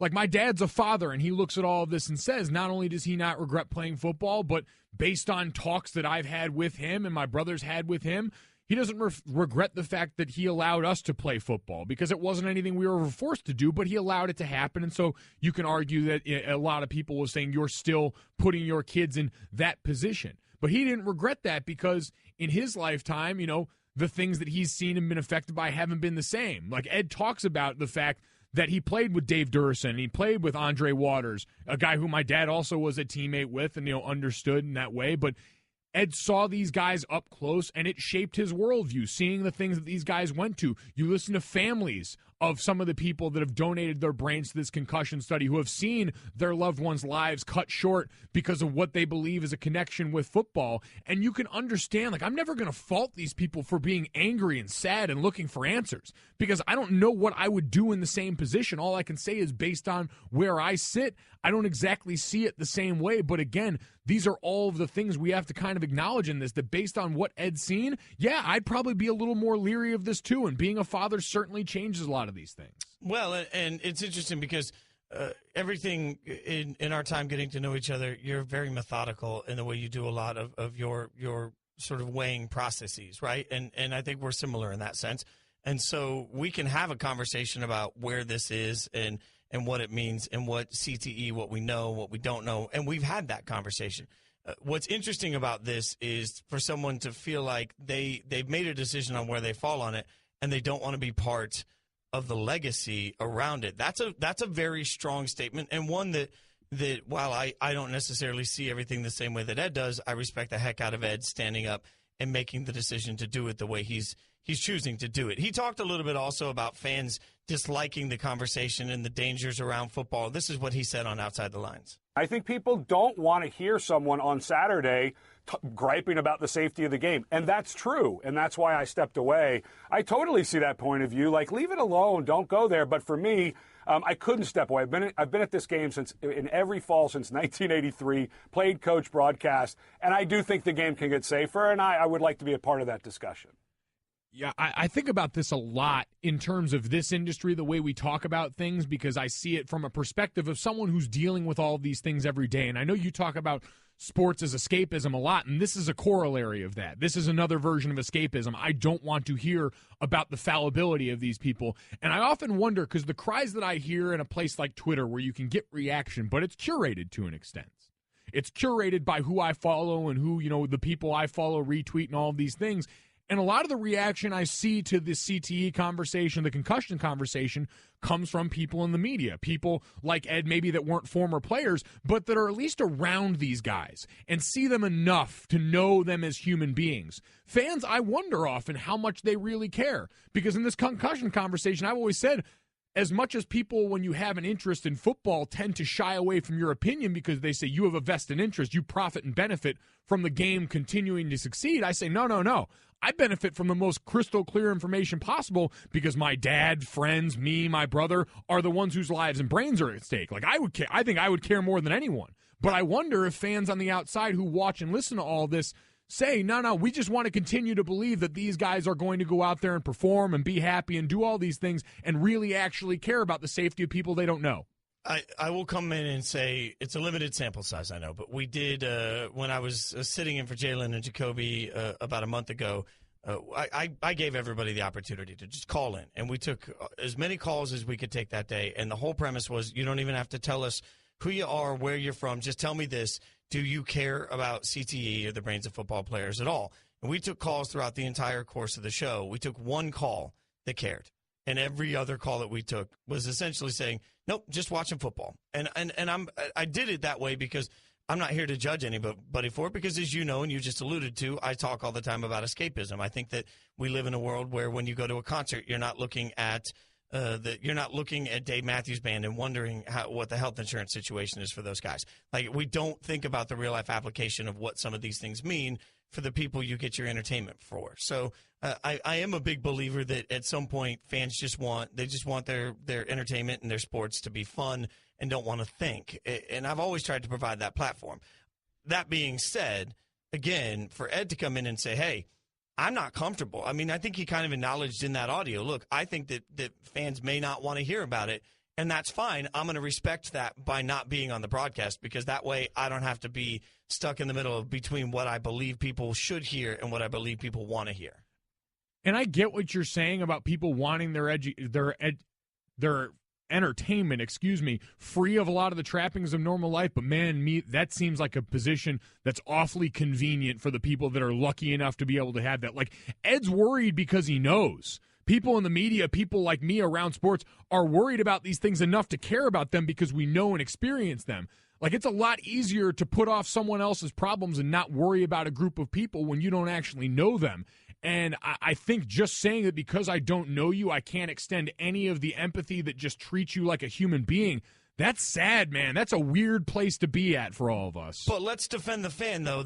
How many fans have grown up in a next man up culture where you're told constantly, no matter what happens, it's next man up? And we live in a world where, to use a very drastic example, we've seen players paralyzed on the field, and it shuts down the mindset of the fan for about a week before everybody sort of resets. That's been the fan mentality for a very long time. I don't think that that's a new thing. We've seen the dangers of physicality on a football field for generations, and it's not something that shuts people down from watching the sport. I'm not asking it to shut it down, but I'm saying when it comes up to poo-poo it away and say, well, I don't want to hear about the realities of this. I just want you to keep giving me the thing I need to feel good on Sunday. Like, no. You should have to deal with the crystal clear picture of this. Know what you're watching.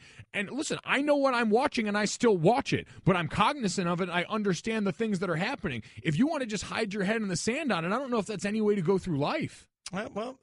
Maybe. I mean, I'll come back again. I'll come back to the defense of the people that called in that I talked to, and it's not necessarily burying your head in the sand. It's acknowledging it and then saying, yeah, but I don't really care. And that's harsh to say. Is that better? I don't know. Doesn't sound like it, man. You may not want to judge. I'll judge. Well, you can catch Ed tomorrow with Mike and Mike at 9 a.m. He'll be on there. When we come back, we'll get to the college football is underway. Jake Trotter going to join us tonight, one of our favorite college football writers.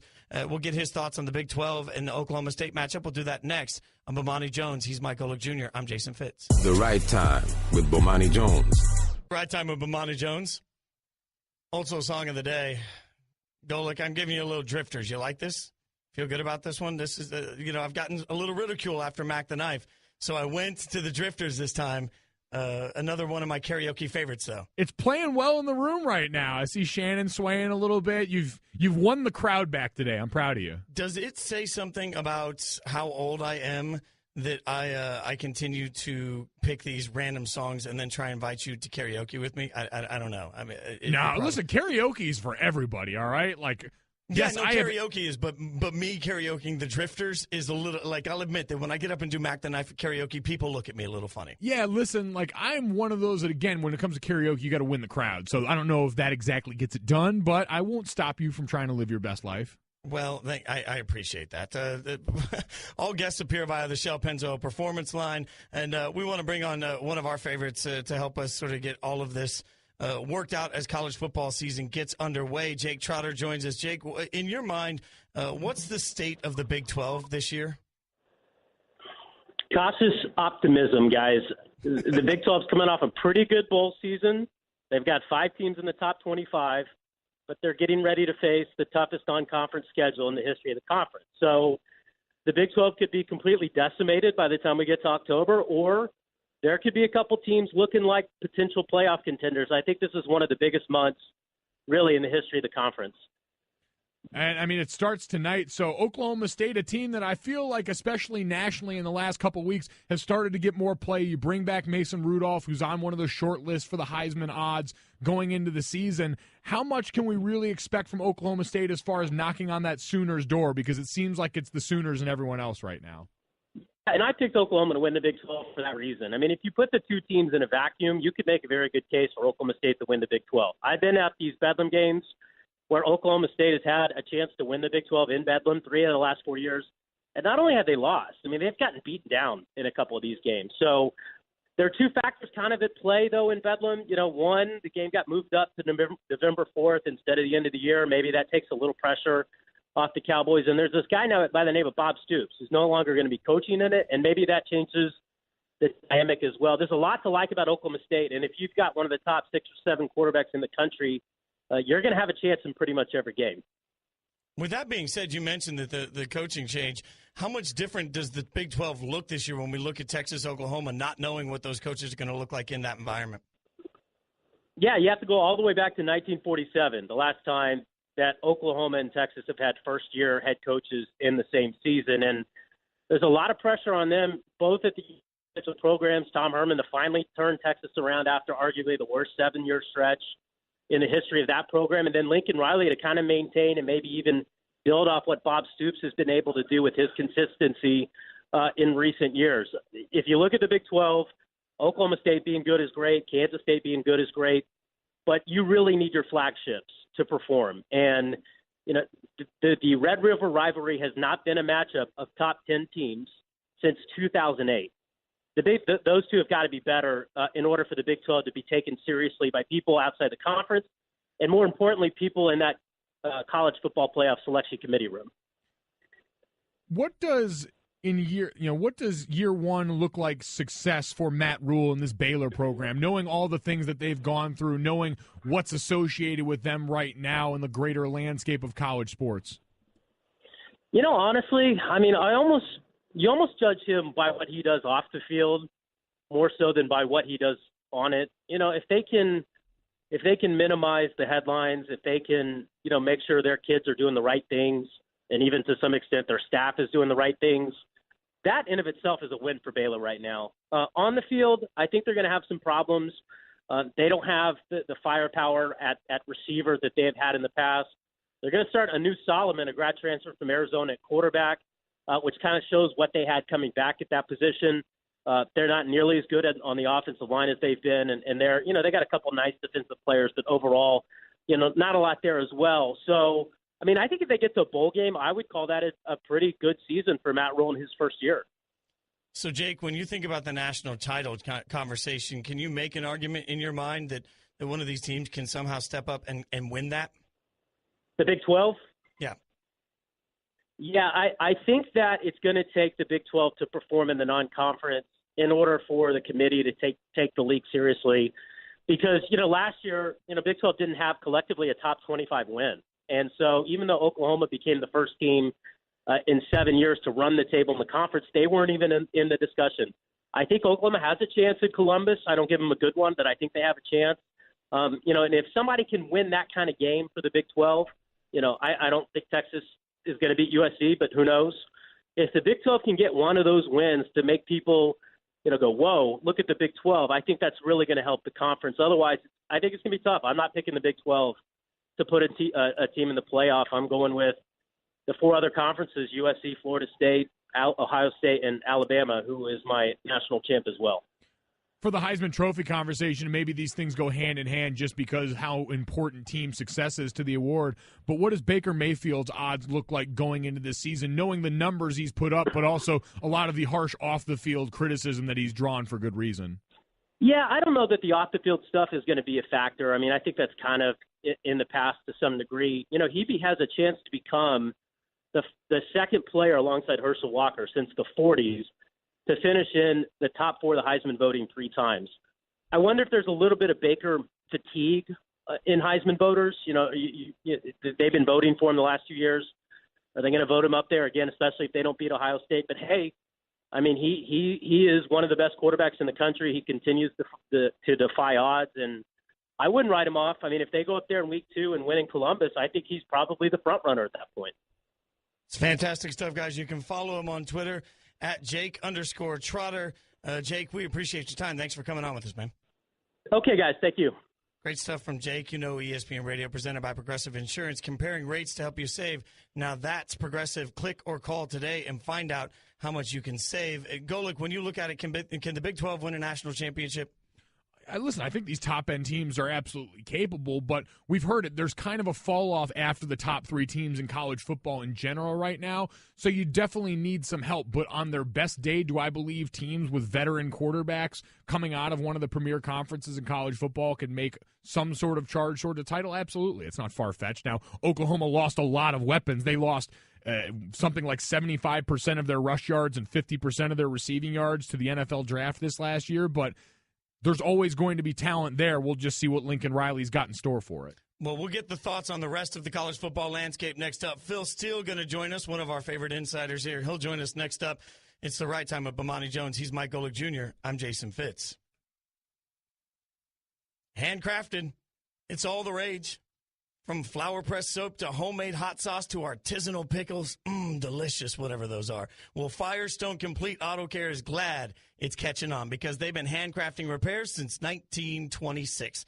And their 4,000 ASE certified technicians, they work hard every day to help keep cars running like new. Before people were making organic greeting cards and rock jewelry in their basements, Firestone Complete Auto Care has been hard at work in the garage, tightening, torquing, and wrenching. And they back that work with their fixed right promise, guaranteeing your car is fixed right, your repair is priced right, and the work is completed right on time, keeping your car running newer longer. When the road gets rough, you need a set of tires that can get tough. Right now at Firestone Complete Auto Care, get $70 by mail on a Bridgestone Visa prepaid card when you buy a set of 4 eligible Bridgestone tires. Whatever you drive a Firestone. Offer valid August 10th through October 8th in stores only.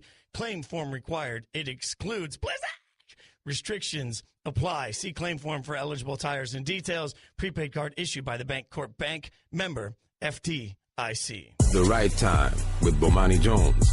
Hi, Golic Jr. I'm Jason Fitz. This is The Right Time with Bomani Jones. 888-SAY-ESPN. It's 888-729-3776. It's the beginning of college football season, and I know how excited Mike Golic Jr. is about that. And as a result, I figured I'd do the only thing you can do for another man when they're excited about college football season. Got him some flowers. Nothing makes the summer, birthday, anniversary, or the beginning of football season more magical than 1-800-Flowers.com. Right now, when you order a dozen multicolored roses for only $29.99, you get another dozen absolutely free. Just go to 1-800-Flowers.com/ESPN. And, Mike, you're welcome in advance of that. So, yeah, thank you for drenching those flowers in cheese. I'm here for you, my friend. So here for us to help us break down everything that we need to know about the upcoming college football season, one of the smartest in the business, one of our favorite to talk to, ESPN college football insider Phil Steele joins us. And Phil, I'm curious, you put together an amazing book every year. When you do what you do, are you allowed to have a favorite college football team? You know, you're not allowed, but I do have a favorite team every year. Who's that? Oh, every year. Yeah. Okay. I was waiting for the fine print just for to peel back the curtain a little bit. We're sitting around here just kind of chatting about the book because, again, Phil Steele's college football preview every year is like the Bible for people in our industry trying to get ready for college football season. I was showing, proudly displaying mine to Phil in the studio here because it's all marked up and I've been going through my notes and doing the prep for this season. And we just got to talking about favorite teams. Mine's pretty obvious. I sort of wear that one. And he asked you, Fitzy, if you had a favorite team, and you said no.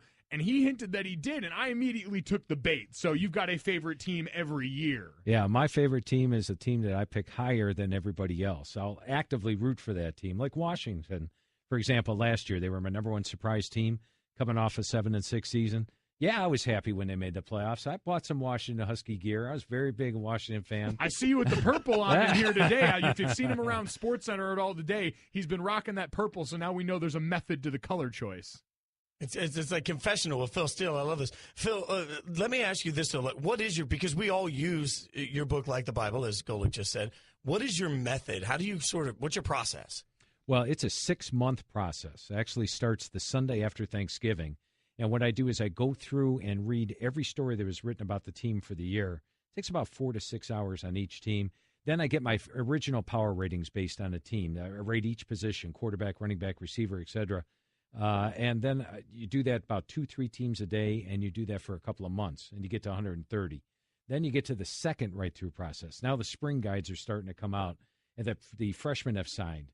And you adjust what you wrote the first time, and you get all that information in. Once again, you catch up on all the reading, add all the freshmen, adjust your power ratings. Then comes the third one, the post-spring. After spring is over, I watch every spring game that's on TV, read every spring game, and then come up with my post-spring. And the fourth part would be talk to the coaches. At that point, I'm ready to talk to the coaches, run through every single player on the team with them, try to get to as many coaches as I can.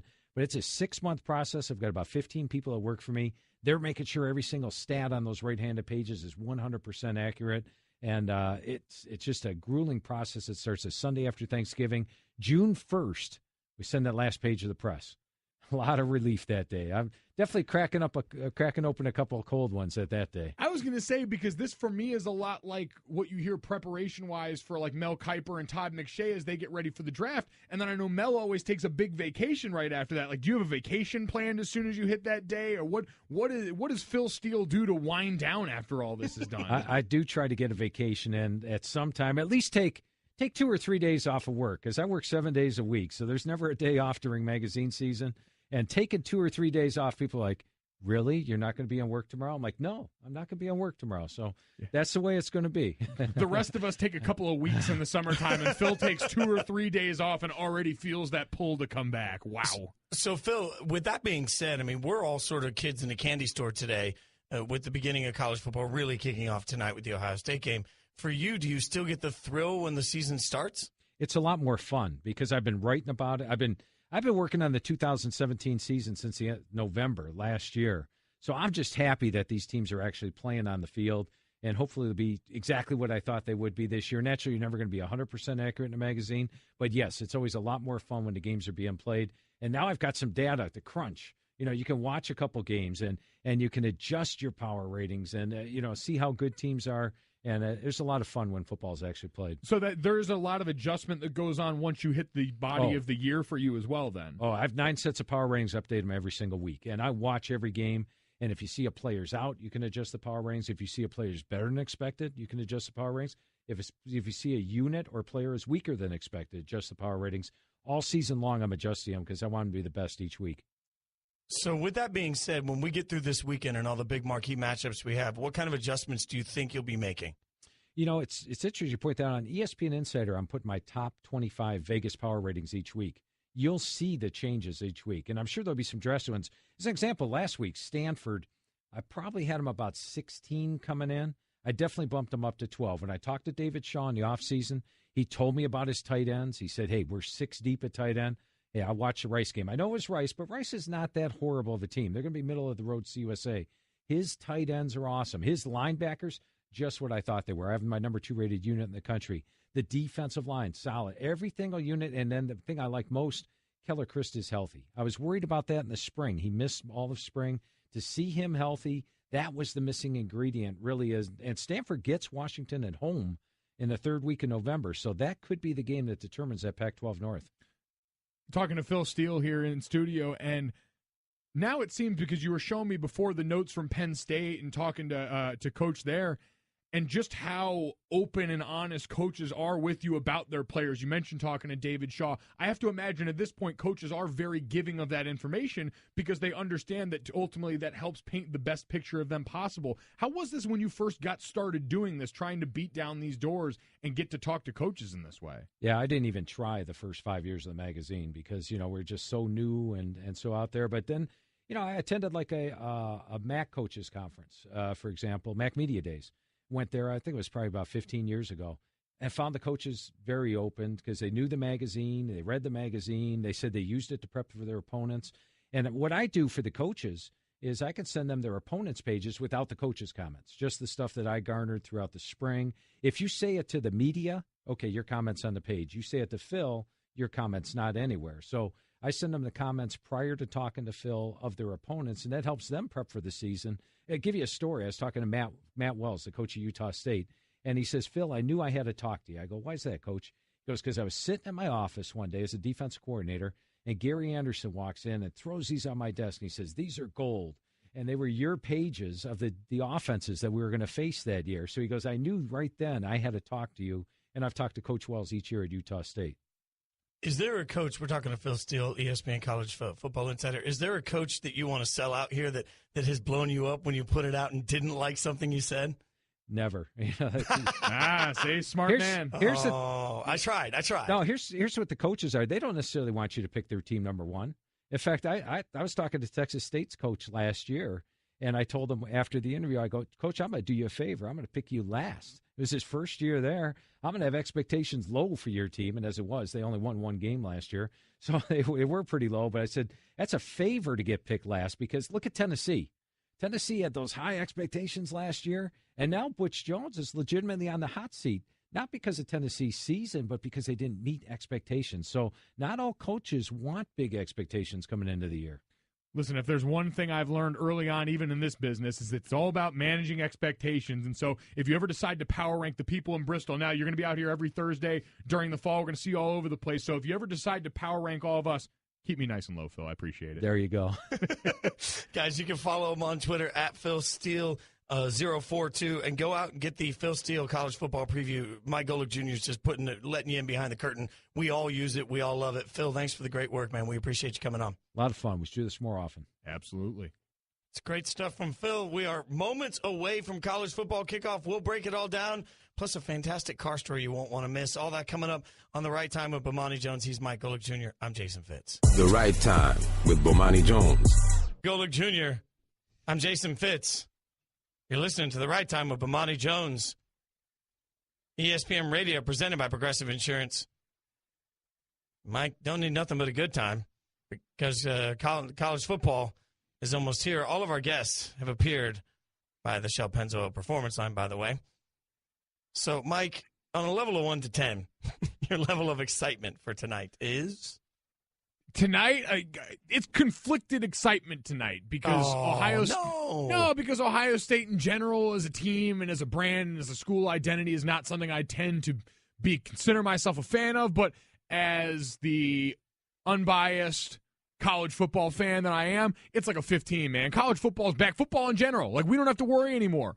As people that thrive in the content industry, we've got football as content every weekend from now until the end of the Super Bowl. Look what God did, man. It's amazing. I sit here looking at Ohio State, and I continue to scratch my head for this one because there are several key brand matchups that we'll talk about. I know some more tomorrow when we're hanging out.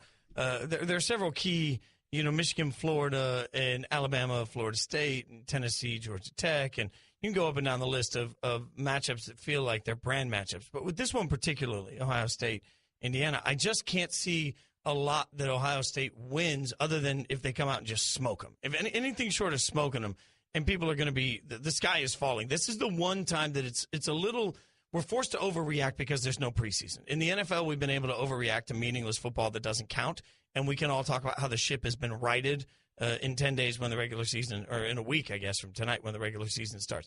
College football, we don't have that advantage. So we're just sort of forced to overreact to whatever we see tonight. I don't know if I necessarily agree with that. Early season stuff's easy to excuse away, man. As someone that's, gone through that before, it opened up the season with a less than stellar performance against the San Diego States of the world or something like that. Yeah, you want to come out and set a strong tone and thump Nevada or beat Navy and Ireland by like 40 points, humble brag, like we did. But you can do those things, but even if you don't, you always have that spin of, well, listen, if you're Ohio State, it's this first time opening the season against a Big Ten opponent since 1976. Like, they're going out of their way to play a tougher opponent earlier than you normally have to. And with a team that was as young as it was last year, that's still going to carry some of that youth this year, I think you can say we're always shooting to just be a better team later in the season than we are now. And it's not that that's not true, but can we not mark the tape and take a look at tomorrow, or in our example last year when we did College Football Daily together? You want to tell me that we didn't the first couple of weeks overreact to how each team looked? I mean, there was a point in time where the TV shows were having a conversation early on in the season on whether USC would fire their head coach. And by the end of the year, it was, well, my gosh, they're a playoff caliber football team. We overreact as a nature. That's sort of what everybody does in general with college football. So I'm just saying that the overreaction parade is going to be marching in full effect if Ohio State comes out, if JT Barrett looks like trash, if he's inaccurate with his passing, or if Ohio State comes out and barely wins. Yes, you're right. In the long term, it'll have some perspective. In the short term, you can't tell me people won't overreact tomorrow. Who am I kidding? We didn't even have to get to games, and my dad was already ripping Harbaugh, saying that people would probably put him on the hot seat there in Michigan. All he's done is win 10 games in his first 2 seasons at Michigan. It's what we do in the world of sports in general. But you're right, Ohio State won't be immune to that. I'm sure there'll be some wackadoo somewhere that calls for Urban Meyer's job if this game is closer than it needs to be. Oh, man. There will be one guy. That's the thing in this world, the varied amount of opinions, the amount of places to voice them that we have, someone will voice that opinion. Some guy's going to be out there and do it. Oh, my God, Get the takes warmed up early. It's college football season. I both love and hate all of that for it. I will say college football, again, taking full advantage of this last weekend before the NFL kicks into full swing for the very reason we just talked about. I mean, we do get there's a compelling reason to watch Ohio State, Indiana tonight to me. I think it is interesting to have a conference matchup right out of the gate and a team that is a national championship contender. And then over the course of the weekend, we have how many recognizable teams playing in games that we can argue about what their significance will mean long-term for the season, but you can't argue about what their significance means right now. It's getting everybody's attention. That's what college football is doing very well. No more reading spring game tea leaves. No more reading the scouting reports. Phil Steele, let's start upgrading these algorithms, baby. It's game time. That's amazing. Did you read a lot of spring leaf tea leaves? I don't know. Love tea leaves. Oh, that's great. Jalen and Jacoby coming up next. They're going to be reading all sorts of tea leaves. I'm sure they'll keep getting you caught up on this matchup. It's Bomani Jones. Right time. He's Mike Golic Jr. I'm Jason Fitz. Thanks for listening to the Right Time Podcast. Please come back tomorrow for more. And don't forget to listen to The Right Time with Bomani Jones from 4 p.m. to 7 Eastern on ESPN Radio and the ESPN app. Okay, keep your eyes closed. Okay. I want to show you my first ever painting. All right. Okay. Open your eyes. Oh, that's a lot of colors and shades. So be honest. What do you think? Well, I like how if you switch to Geico, you could save hundreds of dollars on car insurance. Oh, yeah,